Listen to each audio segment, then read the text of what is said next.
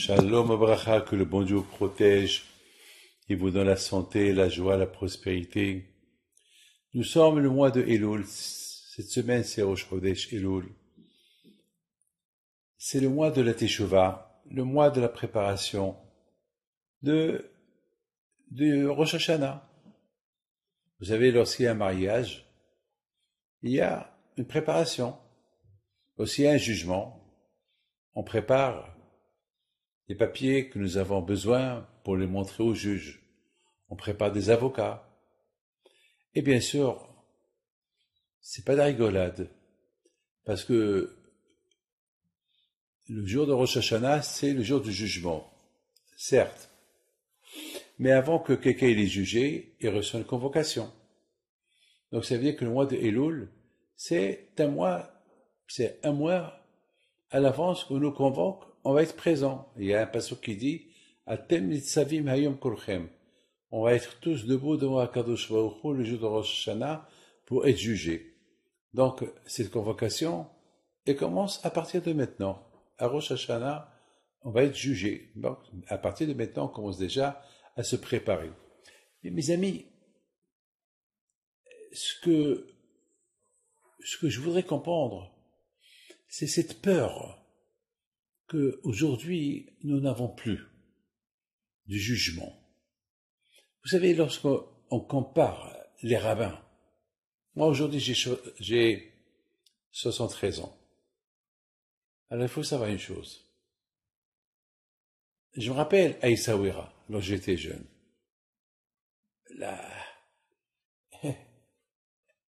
Le mois de Elul, j'avais 4 ans, 5 ans, 6 ans, 7 ans. J'ai quitté Essaouira à l'âge de 8 ans et demi, 9 ans. Mais je me rappelle, les gens, le mois de Elul, ils étaient sérieux. Ils allaient à la synagogue, les sliahot le matin. On entendait les prières partout. Je dois vous dire aussi que on pouvait sentir la Rosh Hashanah approcher. On pouvait sentir Rosh Hashanah approcher. Aujourd'hui, malheureusement, il n'y a plus cette approche. Il y a un problème. Je ne sais pas, c'est vrai, on fait les slihot, c'est vrai, Rosh Hashanah, on le fait, on entend le shofar, il y a Kippour, mais il n'y a plus cette sensation qu'on avait avant. Et la question se pose, pourquoi? Alors vous savez, mes amis, il y a les vrais tzadikim, ils ont beaucoup peur du mois d'Elul. Les vrais tzadikim, toujours, même maintenant. La raison pourquoi? Parce que la peur qu'ils ont, c'est que on ne sait pas les conséquences. On ne sait pas ce qu'il va avoir. Ce jugement-là qu'il arrive le mois de Tishrei à Rosh Hashanah, qu'est-ce qui va se passer? Malheureusement, on a eu beaucoup des gens qu'on a connus cette année qui nous ont quittés. On connaît, chaque année, je le répète, malheureusement, il y a des morts subites, des gens qu'on connaît, qu'on a connus. Il y a quelques personnes il n'a pas perdu ses parents, ses proches. Malheureusement, il y a eu des guerres cette année, il y a eu pas mal de choses qui n'étaient pas trop bonnes. Donc les tzadikim, eux, c'est pas qu'ils ont peur de la mort, c'est qu'ils ont peur d'Hachem. Ils ont peur d'Hachem. Qu'est-ce que Hachem il va leur reprocher? Peut-être ils n'ont pas bien servi Hachem. Ça c'est les tzadikim. Les tzadikim pour les tzadikim tout le temps, ça n'a pas changé. La peur de Rosh Hashanah, il y est toujours. Mais nous, on n'est pas tzadikim, nous, on est petits. Pourquoi nous, on est moins peureux, on est moins conscient qu'avant. Avant, par exemple, moi, David Pinto, je me rappelle, comment j'ai connu Rosh Hashanah et Kippour lorsque j'étais jeune, lorsque j'avais 13 ans à la yeshiva jusqu'à l'âge de 22 ans. Et maintenant, au fur et à mesure des temps, j'ai plus cette sensation de la peur du jugement comme avant. Pourquoi? Et pourtant, je suis rabbin, et pourtant, je suis croyant, et pourtant, je suis comme tout le monde. Je suis conscient que chaque année, il y a des choses qui arrivent. Merci à Hachem que je suis vivant. Merci à Hachem que grâce à Dieu, avec tous les voyages que j'ai faits, je suis encore là. Merci à Hachem. Mais quand même, la peur du jugement du mois de Rosh Hashanah, je l'ai pas. Je le sens pas. Je sens quelque chose, mais pas à 100%. Il y a certains qui sentent rien du tout. Il y a certains, pour eux, Rosh Hashanah, c'est une fête comme toutes les fêtes. Une fête de bonne année, voilà, c'est tout. Mes amis, on va essayer de comprendre qu'est-ce qui se passe. Mes amis, je voudrais vous raconter une belle histoire. Vous allez voir, c'est quoi deux petites histoires que je vais vous raconter. Ils sont magnifiques. J'avais besoin, il y a 2 semaines, tout de suite j'avais besoin de $5,000. Je devais payer des billets, mais il fallait que je les paye tout de suite. Ça veut dire qu'il fallait que je les envoie dans les heures qui suivent. Alors, mes amis, j'avais le chéquier de la yeshiva. Mais j'ai dit non, ça c'est mes billets personnels, je veux pas que c'est la yeshiva qui les paye. Donc, j'ai dit Hachem, dommage que je perds ces billets-là. Et Hachem, aide-moi que quelqu'un il vient sans que je lui demande, que lui-même il me donne $5,000, il me dit ça c'est pour toi. Chose que j'ai jamais fait dans ma vie. C'était un vendredi. J'étais chez quelqu'un, je suis parti visiter un rabbin. C'est un rabbin que chaque fois que je suis à New York, je passe Shabbat chez lui. Et je fais des cours de Torah dans sa synagogue et après je reçois les gens. Donc, j'arrive chez lui. Après que il m'a offert un café, il me dit, Rabbi David, c'est pas normal que vous travaillez que pour les autres et personne ne pense à vous pour vous. Je voudrais te donner maintenant une somme, mais elle est pour vous. C'est un rabbin. Je lui dis, qu'est-ce qu'il va me donner? $200, $300, $400. Il me donne $5,000. J'étais choqué. Je lui dis, $5,000 pour moi? Il me dit, oui, pour vous. Je dis, mais pourquoi vous avez pensé ça avec maintenant? Il m'a dit, je sais pas. Je dis, mais beaucoup de fois, je t'ai vu. Et jamais tu as pensé me donner $5,000. Pourquoi maintenant? Il m'a dit, je sais pas. Alors, je lui ai raconté mon histoire. J'ai dit, parce que j'ai prié à Hachem, et Hachem, il a mis ça dans ta tête pour que tu me le donnes. Maintenant, voilà, je t'en prie, fais un virement tout de suite à tel et tel. Et c'est la folie. Ça veut dire que Hachem, il est présent. La question, elle est-ce que nous, on est présent avec lui? Voilà.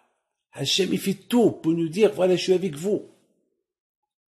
C'est rien qu'on pouvait prier à Hachem comme j'ai prié là pour les $5,000. C'est rien qu'on pouvait avoir ça émouna en lui comme que... J'ai des milliers d'histoires comme ça. Alors c'est ça, mes amis. HaKadosh Baruch Hu, à Rosh Hashanah, il est très très présent.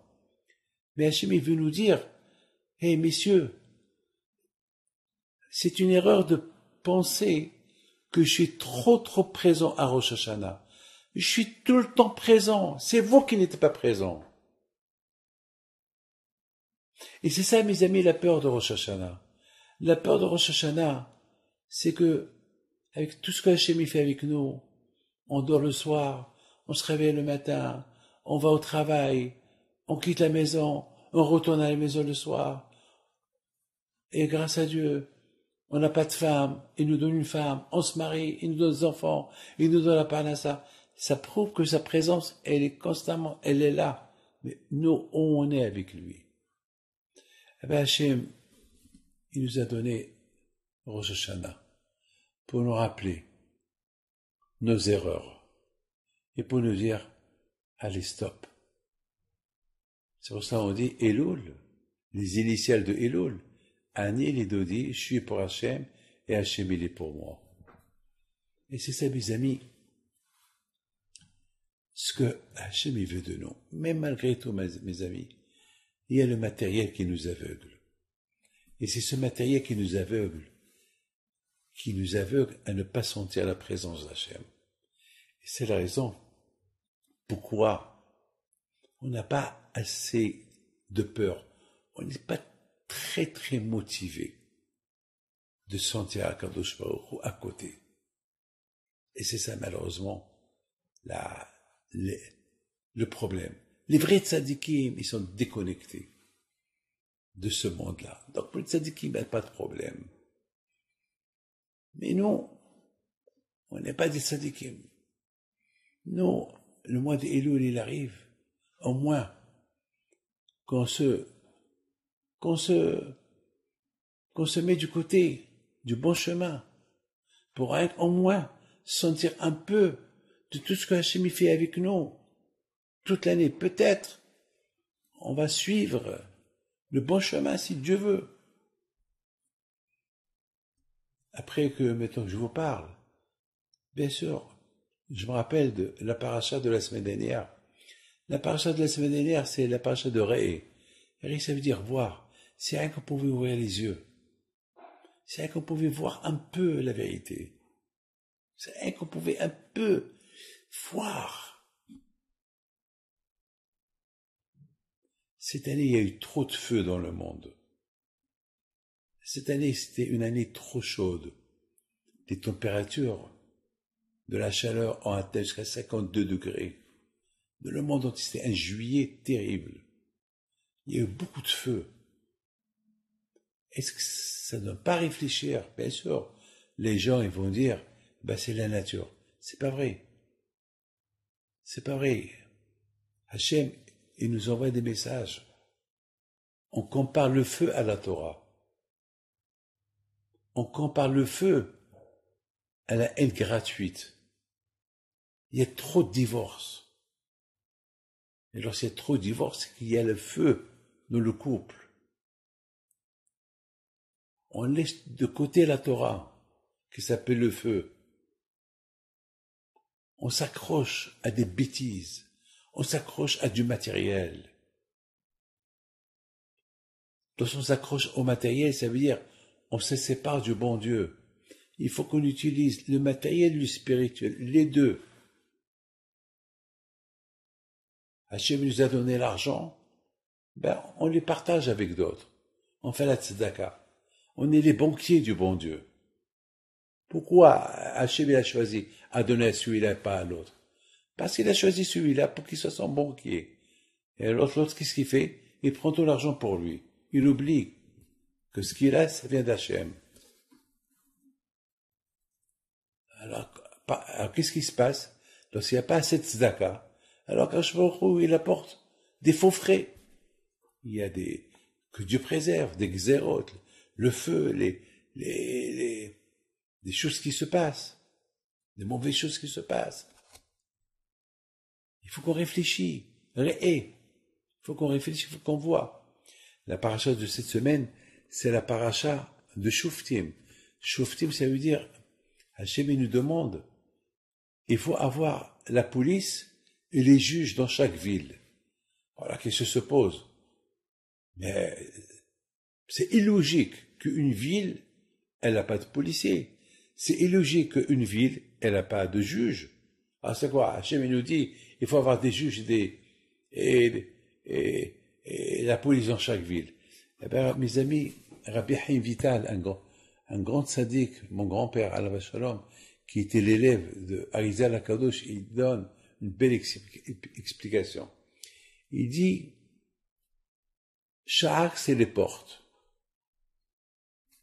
Regardez les yeux. Les yeux, on peut voir des bonnes choses, on peut voir aussi des mauvaises choses. Mais Hachem, il a fait que il y a des portes, on peut fermer les yeux. Les oreilles, on peut écouter des bonnes choses, on peut écouter des mauvaises choses. Mais, pour ne pas écouter de mauvaises choses, on peut fermer les oreilles. Il y a des fermetures. La bouche. Hachem, il a donné la bouche, il a donné aussi il y a des lèvres. Avec les lèvres, on peut les fermer pour ne pas dire des mauvaises choses. Hachem, il veut nous dire que chaque juif, c'est une ville.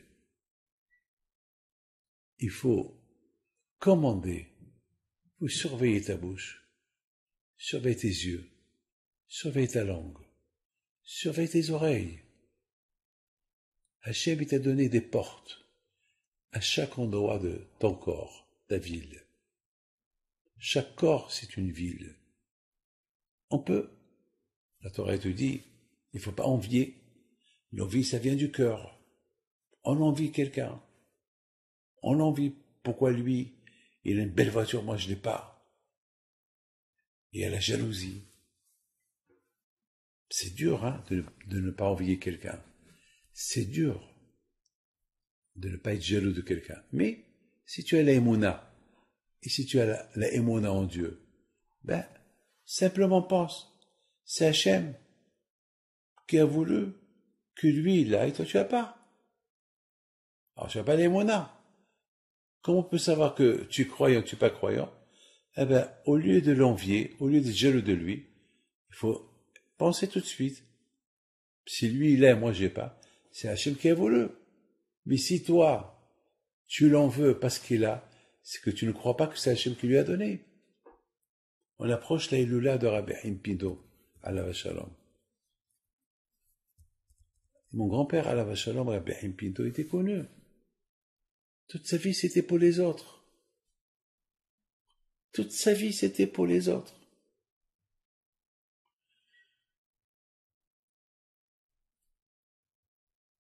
Il est mort le 26 Elul. Il a quitté ce monde le 26 Elul. Avant de quitter ce monde-là, il a dit une belle phrase. Et ça, toujours mon père l'a répété. Il est mort le 26. Mon père disait, le chiffre 26, c'est une date bénéfique. Une date bénéfique, le 26 Elul. Le 26, c'est le chiffre d'Hachem. Elul, c'est quoi? Je suis pour Hachem, Hachem il est pour moi. On est à 4 jours, 5 jours avant Rosh Hashanah. 4 jours avant Rosh Hashanah. C'est-à-dire, on a un avocat qui s'appelle Rabbi Haïm Pinto. On lui fait de sa fête. Et on essaie de suivre l'amour du prochain qu'il avait. Toute sa vie, c'était pour les autres.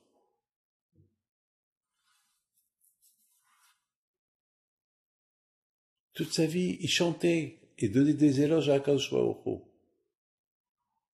Toute sa vie, il était proche d'Hachem. Il avait promis à Rabbi Haïm Pinto que tout celui qui l'appelle le 26 Elul, il sera là pour le répondre. Il sera son avocat dans l'autre monde. Rabbi Haïm Pinto, il a dit, il a promis. On a ça dans l'histoire. Mon père nous l'a dit 1000 fois. Et beaucoup de fois, on l'a répété. Rabbi Haïm Pinto, alav shalom, il avait une clairvoyance, il voyait. Tout le temps, il voyait. La belle vision. Il voyait que ce qu'Hachem il veut qu'il voit. Mes amis, nous, on sait ce qu'Hachem il veut de nous.